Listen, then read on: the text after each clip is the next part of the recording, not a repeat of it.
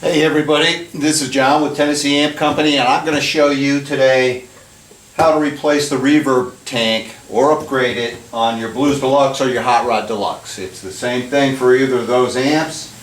What we're going to do first, take off the back, and then all you're going to do is unplug the old tank and stick in the new one. It's a piece of cake. So let's take off the back of the amplifier. While you're at it, you want to kind of familiarize yourself with the reverb tank codes, the different types of tanks they have, and what you need to get to kind of upgrade it or replace it.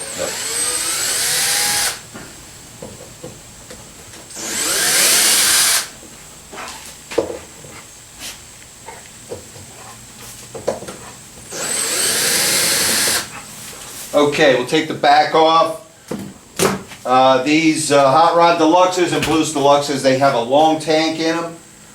And now each of these reverb tanks has a code. You're going to be wanting either a 2-spring or a 3-spring long tank. Let me put this down here. Shoot.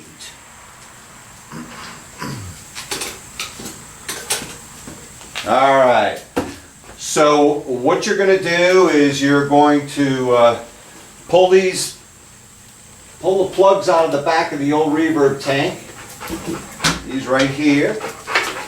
This tank is held in here with a couple of screws. You're going to find a screwdriver and take the tank out of there and put in the new one. Hang on. Okay. There's a couple of screws in here. I'm going to unscrew this bag in here. And then we'll take it out and show you the tank and show you what to do. You want a tank, either a 2 or a 3-spring tank. The 3-spring tanks are a little bit more lush. I like for most reverb, unless you want it to be real super surfy, you really just need a medium decay tank, and a 3-spring is better. What you need for a Blues Deluxe or a Hot Rod Deluxe is a tank that's got a certain code on it, and it's a 9EB2C1B. That's 9EB like Echo Bravo, a 2C, C like Charlie, 1B Bravo. 9EB2C1B. That's a 3-spring, long tank, medium decay, and the other numbers are in there. They just indicate the appropriate electronic properties for this particular amp. The Mod brand tank is good. It's very inexpensive. It's about $20. The Accutronic tanks are okay, but all of the tanks are made by Accutronics. They're just rebranded. I like the Mod ones because they're inexpensive. Now, here is the tank. I'm going to slide it out of there. See, there's a piece of cardboard, and then there's a bag in here. And here's the tank. We're going to just stick a different one in there and plug it in. Now, for your bag here, what you need to do is cut a couple of holes in your bag right near where these plugs go in, so that your cord doesn't have to go in the bag and then jammed around the corner trying to go in the plugs. It should come right out of the bag and then go up to the amp. So here's the reverb cord there. All you got to do is get your new tank, stick it in there. Let me find the new tank. Here's the new tank. I'm using a Mod 9EB2C1B. Here you go. There's the tank there, Mod 9EB2C1B. You just take it out of there. It's got a couple of pieces of foam underneath the springs and over top of the springs. That's what it looks like in there. Here's where the plugs go in the back. The plugs will face toward the rear or toward the front of the amp. You're better off always having the plugs go out that way, so that if you tilt your amp back, you're not smashing the plugs against the back of your amp. Alright. I'm going to take and stick this in the bag so that the plugs come out of there. Hopefully the plugs will still line up with the holes there. Oh yeah, they line up real good on this new tank. Boy, that's a pretty cheesy bag. Now let's see. Where does this sucker go in here? Alright. Make sure you plug in the right one. That's a red. Got a red one there. You plug the red one in here. Oh man. Man, these plugs are crappy. Really crappy. What a piece of shit. Excuse the expression. Alright, so I got this connector fixed here. Used to be a red connector, now it's a yellow connector. Alright, we'll get the box, stick it in here. Hey, what's going on? Hey. I have got this connection fixed here. We're going to load this new reverb tank into the bag. Hey Maggie. Got Maggie the dog here inspecting the work here today. What's going on, man? Alright. Load your tank back into the bag. Color connector goes to the red.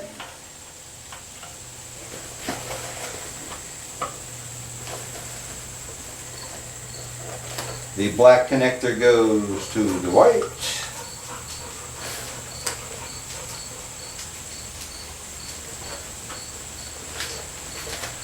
Okay, if you can orient your connectors toward the front of the amp, in case you like to tilt your amp back, you don't want those connections to be hitting the back of the amp. Now, let's see if I can put this bag in here.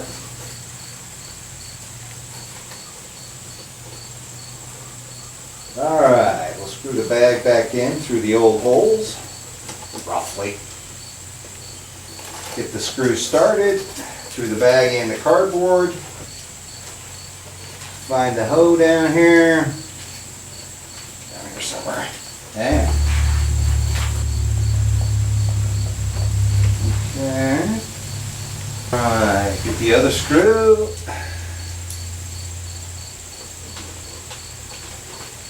And stick it through the bag. Through the old hole, roughly.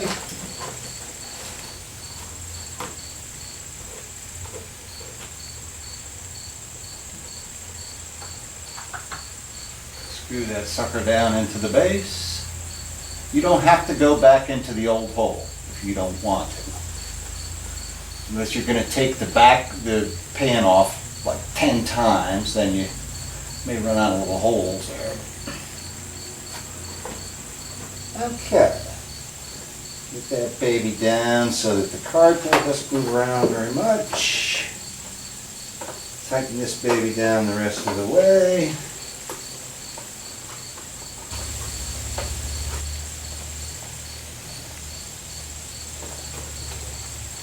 That is good.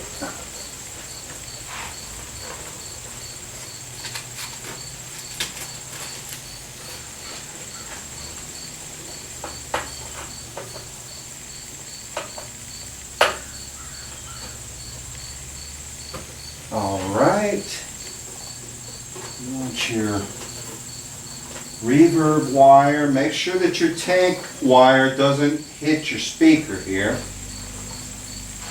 I am going to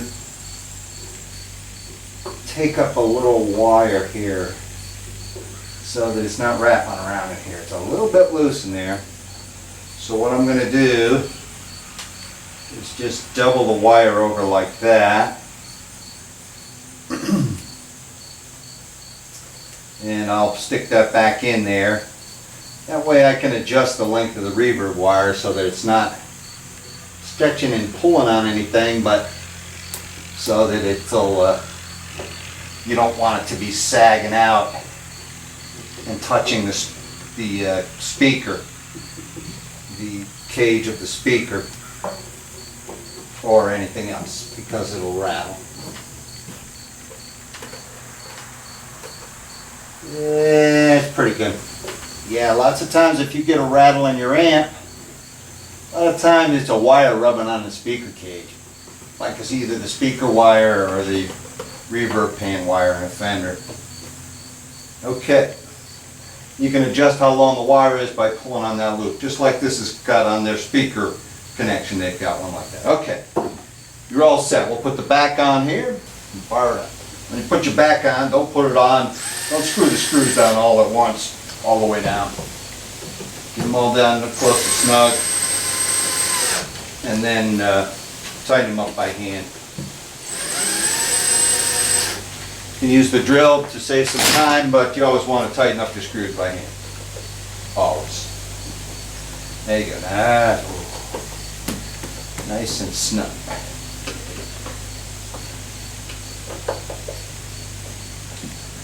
Nice and snug. Okay, we'll fire this baby up, see how it sounds with the new tank in there. Alright, let's check this baby out here. I got it all back together. Got this sucker turned on. Let's take it off the standby here. A little bit of reverb.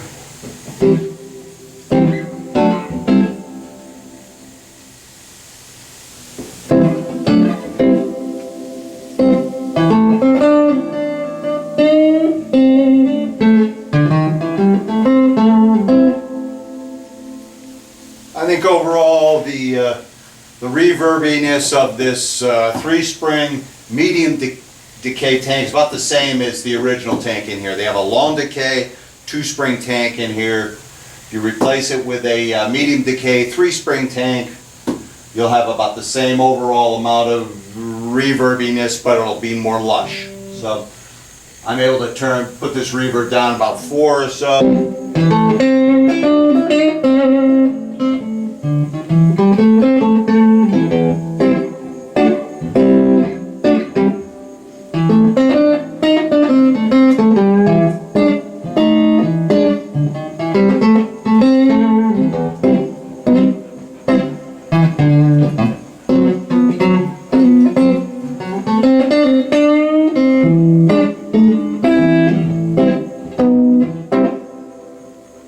Alright, so go ahead and get you a mod 9EB2C1B.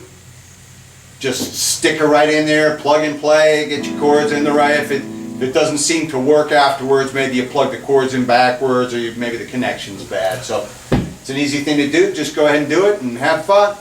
Me and Maggie, see you later.